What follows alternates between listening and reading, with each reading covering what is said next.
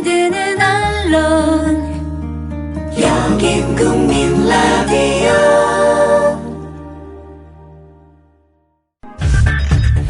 이강윤의 오늘, 이제는 정가 산책으로 함께합니다. 정치권 동향 생생하게 풀어드릴 분은요. 네, 한국일보 양정대 기자 안녕하세요. 네, 안녕하세요. 세월호 특별법 이러다가 정말 우리 지난주 말에 그냥 반은 추측 이러면서 이 얘기했는데, 진짜로 730 재보궐선거 전에는 여야 합의 물 건너간 거 아닌가 싶네요. 지금 상황으로 보면 네. 이 730 재보궐선거 이후에도 이 세월호 가족대책위원회가 절실히 바라는 수사권. 그런 정도 수준의 특별법이 만들어지기가 쉽지 않은 것 같아서 사실 좀 마음이 되게 무거운데요. 네. 오늘 7월 임시국회 첫날입니다. 예. 여야 원내대표가 오늘 주례 회동을 가졌는데요. 지금 매주 한 번씩 보고 있잖아요. 예. 그런데 새누리당 이완구 원내대표 그리고 새정치민주연합의 박영선 원내대표 이 두 사람이 오늘 비공개 회동을 하고 나서 공동 브리핑을 하겠다 이렇게 이제 아침에 시작을 했었는데, 그때까지만 해도 사실은 양당 원내대표가 지난주에 단판에도 나섰었고 또 오늘 비공개 회동한 뒤에 같이 이제 공동으로 기자회견을 한다 그러니까 사실 좀 기자들 입장에서는 주말새 뭔가 진전이 좀 있었나 보다 이런 기대가 좀 있었거든요. 네. 그런데 실제로 이 두 사람이 이 비공개 회의를 하고 나서 합의된 내용이라고 발표한 게 뭐냐면, 양당이 지금 실무진으로 태스크포스를 만들어놨잖아요. 같이. 예. 합동 태스크포스를 만들었는데 그거를 다시 재가동한다는 겁니다. 네. 거기 이제 한마디 덧붙인 게 거기에 전권을 부여하겠다 이런 건데 예. 사실 상식적으로 보면 얼마나 웃기는 얘기입니까 이게. 예. 그러니까 그동안에 태스크포스에서 양당이 함께 꾸려서 실무 협의를 계속 해왔는데 전혀 논의에 진전이 없으니까 지난주 이제 막바지에 대통령하고 함께 약속했던 시한 막바지에 양당 대표 원내대표가 사자 회동을 하고 또 그 다음날 양당 원내대표끼리 또 만나고 이랬던 것 아니겠습니까? 네. 그러니까 TF 협상에서 전혀 진전이 없어서 실무자들이 도저히 이거는 우리 선에서 해결할 문제가 아니다. 그러게요. 그래서 이제 원내 지도부가 담판에 나섰는데 결국은 원내 지도부가 다시 또 공을 떠넘겨? 네, TF에다가 전권을 부여하기로 했다는 그 한마디 덧붙이면서 다시 거기에서 논의를 한다는 거예요. 네. 이런 과정이 지금 현재 국회에서 벌어지고 있는 양상인데, 이걸 보면 사실은 새정치민주연합의 무능함도 무능함이지만 이 새누리당의 정말 뭐라 그래야 될까요? 이 집권 여당으로서 가져야 할 최소한의 책임감 이런 것들을 사실 찾아보기 굉장히 어려운 그런 상황인 것 같습니다. 아니 세다는 김무성 의원이 새 대표가 됐는데도 이럽니까? 일단 김무성 대표 본인도 이 수사권을 부여하는 거는 사법 체계를 흔드는 거기 때문에 도저히 수용할 수 없다. 이제 이렇게 말을 하고 있어서 사실 겉으로는 김무성 대표도 이 야당이나 세월호 유가족들의 주장을 절대 수용 못하겠다 이렇게 얘기를 하고 있습니다만 네. 그 내부에서는 좀 내막이 좀 있는 것 같고요. 어쨌든 지금 전체적으로 보면 집권 여당인 새누리당은 이제 좀 논의 자체를 기피하는 듯한 그런 모습입니다. 자기가 여기서 정치력을 좀 발휘해야 할 공간 아닐까요? 그렇죠. 김무성 대표 입장에서 보면 그게 굉장히 절실할 수 있죠. 네. 더더군다나 이게 이제 자기가 차기 대권을 염두에 둔 사람이기도 하고 그것 때문에라도 또 박근혜 대통령 이후 포스트 박을 내다보면 보고 있는 사람이기도 하고, 더 중요하게는 지금 이 김무성 대표가 이제 새로 당 대표가 되면서 새누리당에 대한 국민적인 기대 이런 것들을 사실 온전히 자기 것으로 만들 수 있는 절호의 좀 시기적으로 보면 그런 시기 아니겠습니까? 그렇죠. 그런데 어쨌든 김무성 대표도 좀 몇 가지 약간 좀 며칠 더 지켜봐야 될 대목이 하나 있긴 한데요. 네. 어쨌든 현재 시점에서 보면 겉으로 드러나는 것만 보면 새누리당의 전반적인 지금까지의 기조에서 크게 벗어나 있지는 않은 것 같아요. 그런데 이제 이거 관련해서 한 가지만 더 말씀을 드리면 지금 어제죠. 세월호 국정조사 특위위원장을 맡고 있는 심재철 의원이 카카오톡에 네. 보낸 메시지, 이게 정말 황당하죠. 표현이 좀 그렇긴 합니다만 이게 진짜 이 세월호 국정조사 특위라는 이 막중한 책임을 지고 있는 위원장이라는 사람이 과연 이 대한민국에 이 정도 사람밖에 없나 그러게요. 싶은 생각이 들 정도 아니겠습니까? 네, 이건 네. 정말 정상적인 사고방식을 가진 사람이면 그런 카톡이 설령 왔다손 치더라도 다른 무시했어야죠. 사람들한테 그리고 혼을 냈어야죠. 그렇죠. 그런데 아니, 심재철한테는 누드를 보내줘야 돼. 그런데 더 웃긴 건요. 오늘 예. 심재철 위원장이 그 비판적인 내용을 카톡에 이렇게 전달하고 주고받는 것도 의정활동이다. 정당한 입법활동이다. 이렇게 또 강변을 했더라고요. 예. 어쨌든 이게 정신감정을 한번 알아봐야 되는 것 아닌가 싶은 정도인데 솔직히. 그런데 예. 지금 새누리당의 전반적인 기조 자체가 그렇습니다. 네.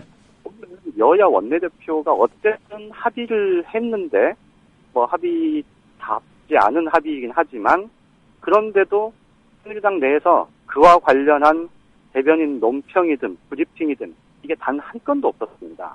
예. 그러니까 그만큼 세월호 특별법 관련 논의에 대해서 뭐 당 차원에서 비중을 두고 있지 않다 이런 거고요. 이완구 원내대표가 사실 어젯밤에 박영선 원내대표한테 전화를 해서 오늘 하지 말자 이랬다는 거예요. 주례회동을. 어허. 그러니까 요는 뭐냐면 뭐 야당이 또 나와서 수사권 얘기할 텐데 내가 더 이상 할 얘기가 없다. 예. 오늘 지방에서 이 평택에서 최고위원 회의 하는데 그 끝나고 올라오려면 시간도 빠듯하고 그러니 차라리 미루자 뭐 이렇게 얘기했답니다. 네. 그래서 어젯밤에 새정치민주연합에서 대변인이 아주 강한 톤으로 논평을 냈어요. 예.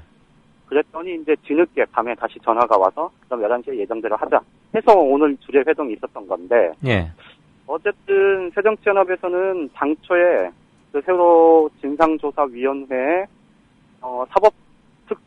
특별사법경찰관을 두자는 제안을 했다가 지금은 차라리 그런 거 말고 검찰이나 경찰이 참여하는 방식의 간접적인 수사권 부여 예. 뭐 이런 방식도 제안을 했다고 해요. 네.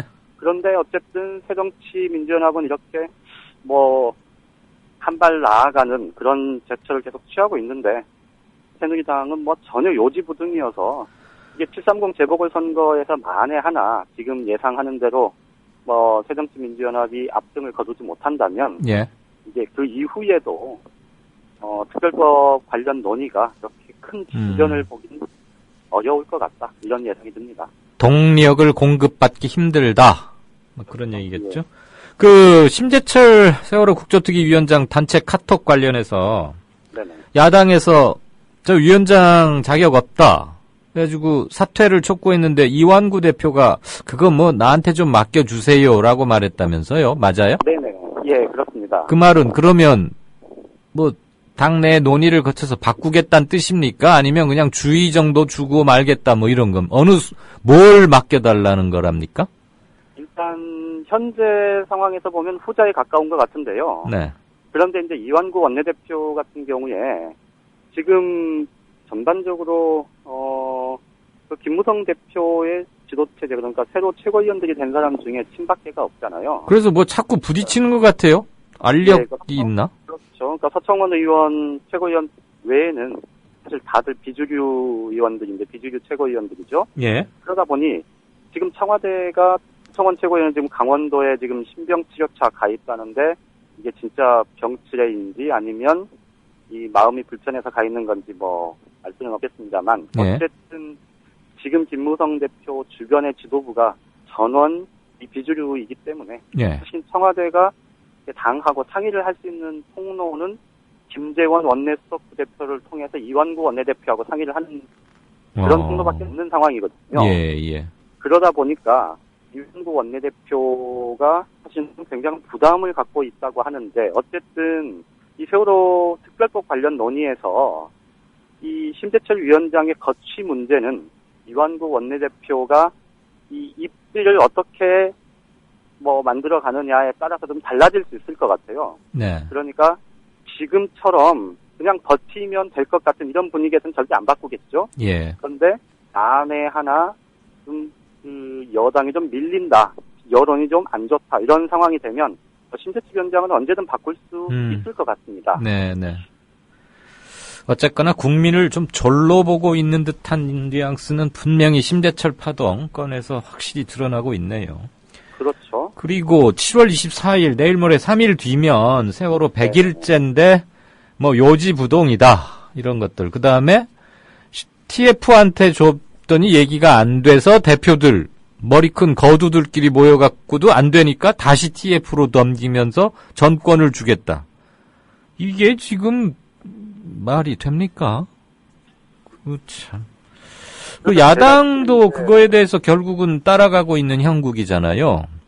그래서 이제 오늘 박영선 원내대표가 그럼 도대체 그걸 왜 받았을까? 네, 그게 궁금한데요. 좀 취재를 해봤는데요. 네. 그거랍니다. 아까 제가 잠깐 언급을 드렸습니다만, 원래 이제 야당에서 주장을 했던 건, 이 세월호 진상조사위원회, 특별법에 따라서 이제 꾸려질 진상조사위원회에 그 특별사법경찰권을 부여하자, 이거 아니었습니까? 예.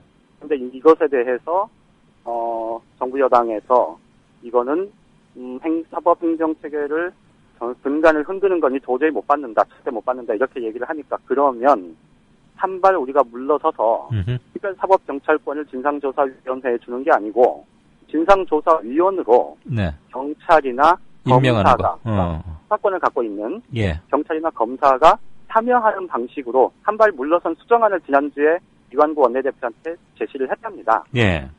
그런데 그거에 대해서 이제 오늘 답을 듣겠다 이렇게 아침에 이제 얘기를 해줬는데요. 네.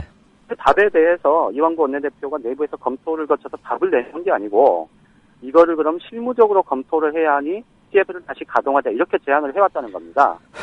그러다 보니 박영선 원내대표는 그럼 실무 다시 가동하자, 법률 검토하자 뭐 이렇게 해서 받아들일 수밖에 없었다는 게 지금 새정치민주연합 쪽의 설명이더라고요.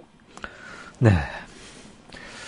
자, 오늘도 뭐 이 얘기 지금 우선 이강윤의 오늘에서도 몇 번째 계속 거론이 되고 있고 각종 SNS에서도 이 문제가 많이 끊이지 않는데 새정치민주연합이 권은희 후보 재산 축소 신고 의혹에 대해서 역공을 취하기 시작한 것 같아요. 예, 오늘 지금 경기 김포에 새누리당 후보인 홍철호 후보가 마찬가지로 권은희 후보한테 제기돼 있는 의혹, 예, 액면가 신고 관련해서 이 비상장 주식에 대해서 액면가 신고를 했다. 근데 이 부분에 대해서 지금 새정치민주연합이 역공을 취하고 나섰는데요. 네. 요는 그거랍니다. 홍철호 후보가 가지고 있는 이 액면가가 지금 33억 원으로 재산 신고를 했는데 실제 이거를 현재가 대충 계산해 보면 180억이 넘는다는 겁니다. 네. 그러니까 이건 대폭 축소 신고한 건데. 그렇죠. 결국은 니네도 문제 있는 거 아니냐. 원래 법적으로 권은희 후보가 한 거는 문제가 없는 건데 니네가 억지를 부려서 문제가 있다고 얘기하니 그럼 니네도 문제 있는 거네? 이렇게 이제 지적을 하고 나선 거죠. 예. 그런데 저는 뭐 이 문제는 그래서 크게 오래갈 문제는 아닐 것 같은데. 예. 저는 이 와중에 결국 상처 입는 건 권은희 후보일 거고 결국 좀 더 근본적으로 따져보면 이 야당 지지층이 굉장히 많은 상처를 받을 수밖에 없는 상황인 건 분명해 보입니다. 네. 그러니까 권은희 후보 같은 경우에 사실은 경찰 공무원이었기 때문에 그동안에도 재산 신고를 했을 거고요. 예. 그 과정에서 이제 신고했던 그 양식이나 그 내용과 이번이 크게 다르진 않았을 거고 정부 여당이 그걸 모를 리가 없지 않습니까? 그렇죠. 그런데도 이제 이렇게 문제를 제기한 건 그렇잖아요. 이제 공천파동 논란이 좀 있었던 데다가 아무래도 야권 지지층에서는 이런 생각도 좀 많이 있었던 것 같아요. 그 권은희 후보가 그래도 이제 양심적인 공무원이었고 그리고 이 내부 고발자였고 비판 압력을 극복하고 내부 고발에 나섰던 이런 양심적인 후보자인데 이 당사자인데 아니 남편이 이제 제 표현이 좀 거칠더라도 조금 청취자분들이 이해를 해주셨으면 좋겠는데 아니 남편이 부동산 임대업을 해서 돈을 벌고 있었어?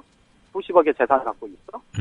그러니까 이 표현이 제가 적절치 않다고 일단 말씀을 드렸으니까 좀 양해를 해주신다면 그러니까 쉽게 얘기해서 권은희 후보 정도 되면 이럴 거다라고 사람들이 기대치로 가지고 있었던 것이 한 번 더 무너지는 그러니까 정치적인 효과인 거지 이게 네. 법적으로 문제가 되지 않는다는 건 뭐 여든 야든 다들 알고 있는 상황 아니겠습니까? 예. 부동산 투기꾼 아니냐 뭐 이런 얘기도 나왔으니까. 그렇죠. 뭐 예. 방금 양 기자 그래서 표현에 뭐 그럴 게 없고 그것을 또 뉴스타파가 마음 먹고 보도했다는 것도 약간의 심리적 임팩트는 줬을 겁니다.